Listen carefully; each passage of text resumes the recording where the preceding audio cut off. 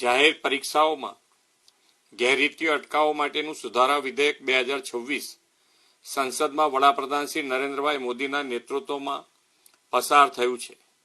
દેશના લાખો યુવાનોના ભવિષ્યને સુરક્ષિત કરવાની દિશામાં આ એક ઐતિહાસિક નિર્ણય છે. વડાપ્રધાનશ્રીએ સ્પષ્ટ શબ્દોમાં કહ્યું છે કે યુવાનોના ભવિષ્ય સાથે કોઈ પણ પ્રકારનું સમાધાન કરવામાં આવશે નહીં. આ કાયદો એ જ સંકલ્પનું જીવંત પ્રતિબિંબ છે. હવે પરીક્ષામાં ગેરરીતિ કરનારાઓ સામે વધુ કડક સજા, વધુ કડક દંડ અને વધુ અસરકારક કાયદાકીય કાર્યવાહી સુનિશ્ચિત થશે.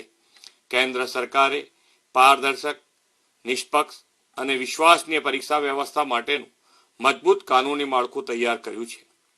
પેપર લીક, પરીક્ષા કૌભાંડ અને અન્ય ગેરરીતિઓ સામે હવે ઝડપી તપાસ, ફાસ્ટ ટ્રેક કોર્ટ, ખાસ સરકારી વકીલો, ટેકનોલોજી આધારિત સુરક્ષા અને પરીક્ષા પ્રક્રિયામાં જોડાયેલા તમામની સ્પષ્ટ જવાબદારી સહિતની જોગવાઈઓથી પરીક્ષાની વિશ્વસનીયતા વધુ મજબૂત બનશે. પરીક્ષા એજન્સીઓની કાર્ય પદ્ધતિ, ટેકનિકલ સિક્યોરિટી, ડિજિટલ સર્વેલન્સ અને એક્ઝામ મેનેજમેન્ટને આધુનિક બનાવવા માટે એક ઉચ્ચ સ્તરીય સુધારા માળખાની રચના પણ કરવામાં આવી છે.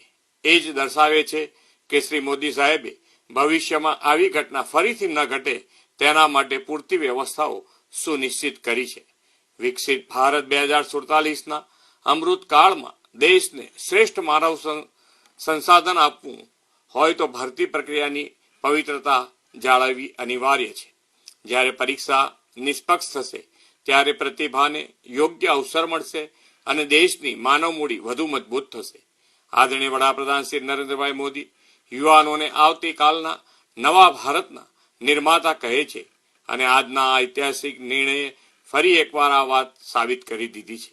ગુજરાત સરકારે પણ વડાપ્રધાનશ્રીના માર્ગદર્શનમાં સંપૂર્ણ પારદર્શિતા, ટેકનોલોજી આધારિત ભરતી પ્રક્રિયા અને મેરિટ ફર્સ્ટના સિદ્ધાંતને સર્વોચ્ચ પ્રાથમિકતા આપી છે. સમગ્ર ગુજરાત આ સુધારાને આવકારે છે.